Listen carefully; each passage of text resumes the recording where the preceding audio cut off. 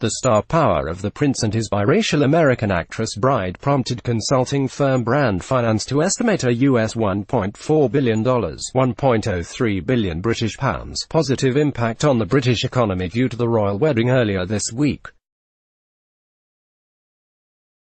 Of this, a £300 million British pounds uplift will come due to enhanced tourism in the UK.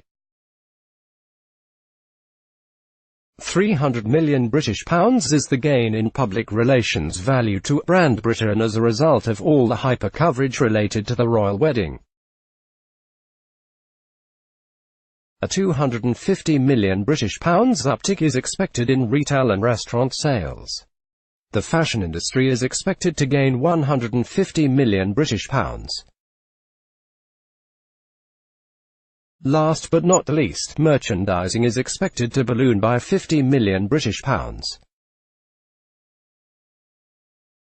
The royal wedding has surely got cash registers ringing in the UK.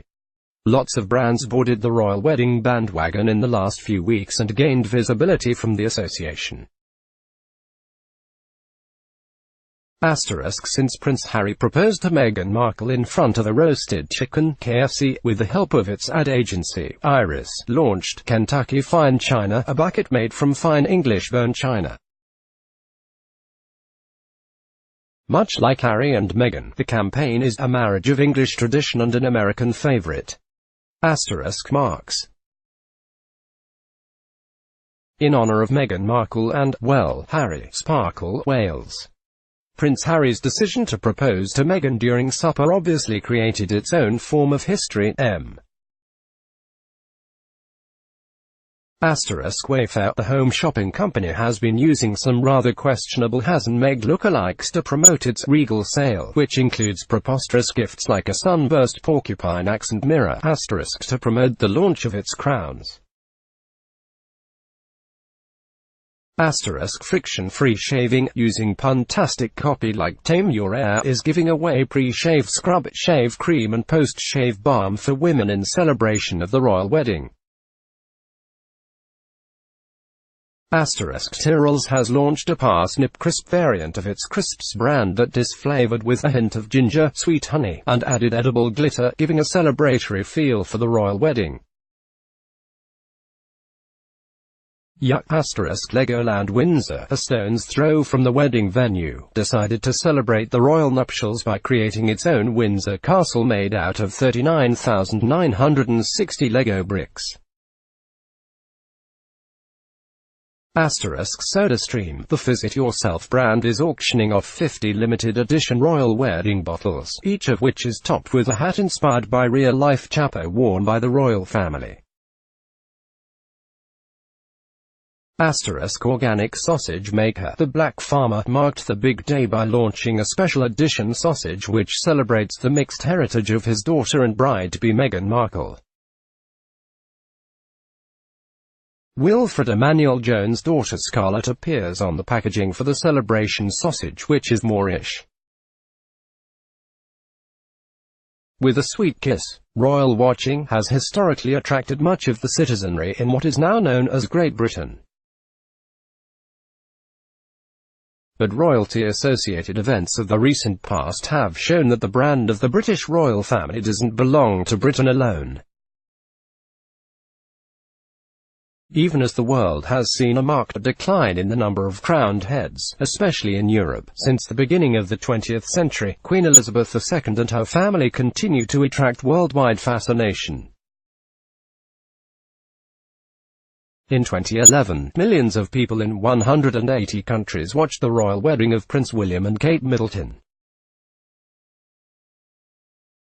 During the opening ceremonies of the London Olympics the following year, 900 million viewers worldwide watched Elizabeth II play herself in a skit delivering secret orders to the British spy James Bond, played by Daniel Craig, before parachuting with him, via a stunt double, into the Olympic Stadium. During the late spring of 2012, you would have been hard-pressed to avoid the image of Queen Elizabeth II in London, or for that matter most of the world, as the Queen celebrated her Diamond Jubilee, that is 60 years of her being on the British throne. She was literally ubiquitous. Photos taken at different stages of her life beamed from souvenir shortbread tins, coffee mugs, tea towels, and miscellaneous tchotchkes were being sold like hotcakes at souvenir shops. Such is the obsession with British royalty that tabloids and online media beam royal missteps and debacles around the world all the time. The Harry-Meghan wedding is therefore a God-sent opportunity for a royalty-starved public.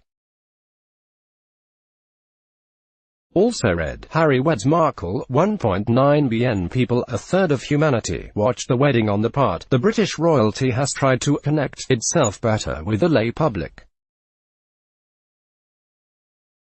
In 2005, after the wedding of Prince Charles and Camilla Parker Bowles in Windsor, many guests in the tails, top hats, and fascinators dined at the bistro chain Café Rouge in Windsor. So, the lines are blurring somewhat, but the aura stays. So extreme is the fascination with British royalty that even when Charles, Prince of Wales, and his wife Diana divorced in 1996, and the resulting negative public sentiment led many to assume that the future of the monarchy was tenuous, manufacturers of merchandise responded with commemoratives of that event. One souvenir plate even satirized the divorce by sporting an image of the couple with a large black crack down the center. Reports say sales were brisk. Back to the royal wedding that took place over the weekend. Keeping with royal wedding tradition, memorabilia manufacturers have rolled out a slew of royal wedding merchandise, from the tasteful to the downright weird. There are wooden spoons, featuring the couple's heads, jars of British food spread, Marmite featuring a Harry or Meghan label, and, naturally, crown jewels, condoms, with a photograph of the couple on the packaging. Also read, from chicken to condoms, marketers cash in on Prince Harry's royal wedding. Under normal circumstances, the British royal family fiercely defends its intellectual property rights. In fact, 1994 trademark legislation protects against the use of royal arms, royal devices, emblems and title in connection with any trade or business, or in a way that suggests the authorization of royal family members. Violating the Act is a criminal offence. Likewise, the UK's advertising standards offer specific guidances on using royal symbols in ads. Generally, members of the royal family should not appear in marketing materials without prior permission. Prince Harry himself, however, agreed to a temporary relaxation of these rules to allow the use of royal photographs and insignia on souvenirs commemorating his engagement and marriage to Markle. That means commemorative goods featuring approved photographs of the couple and Harry's coat of arms are allowed so long as they're in good taste, free from any form of advertisement, and carry no implication of royal custom or approval. A royal wedding has its own magic and appeal. The maximal royal swag is visible in the creation of royal wedding china. Such an event spurs the sales of teacups, saucers, plates, and trays, all made of fine bone china, manufactured by heritage British tableware brands and sold at a steep price. The public are somehow not averse to shelling out $200 for a plate, $49 for a coffee mug, or $67 for a teacup and saucer. One would be right to ask why would shoppers who don't normally dine with such fancies buy a delicate teacup with Harry and Meghan's faces on it. It seems this is one category of trinket that actually allows royal fans to feel like they're getting in on the action. If you can't live like a royal, at least you can drink like one.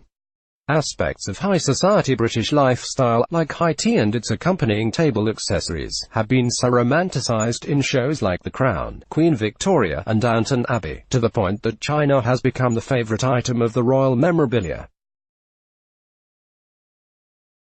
Royal commemoratives of Harry and Meghan are on offer from iconic brands like Danone, Emma Bridgewater, Elgate, Royal Crown Derby, Halcyon Days, William Edwards, Hudson. Brands in the US have not really warmed up as much to the royal wedding. Some have tried, but the excitement is nowhere close to the action happening in London. Hidden Valley Ranch, a brand of salad dressing, created an ornate $35,000 dual-encrusted bottle to honor Markle, a fellow famous American, and remind her of the familiar flavors of her home country as she resides as royalty across the pond. Strongbow Hard Ciders too is doing its bit to extract value for its brand by associating with the wedding in London. It is tapping into its 125-year British lineage and its coveted royal warrant. The brand is inviting Americans to raise a glass and toast the royal wedding with its new rosé apple hard cider. Strongbow also created limited edition Royal Rose teacup sets in partnership with British designer Stanley Chow. The euphoria around Markle. But the long tail will continue for a few more weeks, as the newlyweds are likely to keep the excitement going, especially Meghan. The Meghan effect has kept the fashion industry abuzz over the past few months.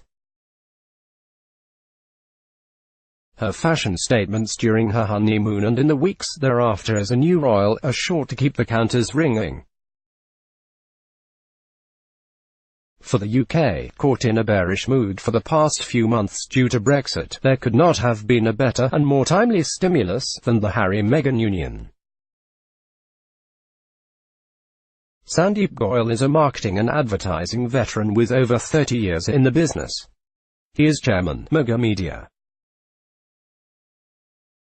An unabashed fan of the British royalty, he wishes he could have been at Windsor this weekend to witness the royal wedding. Disclaimer: views expressed are personal. They do not reflect the views of Business Standard.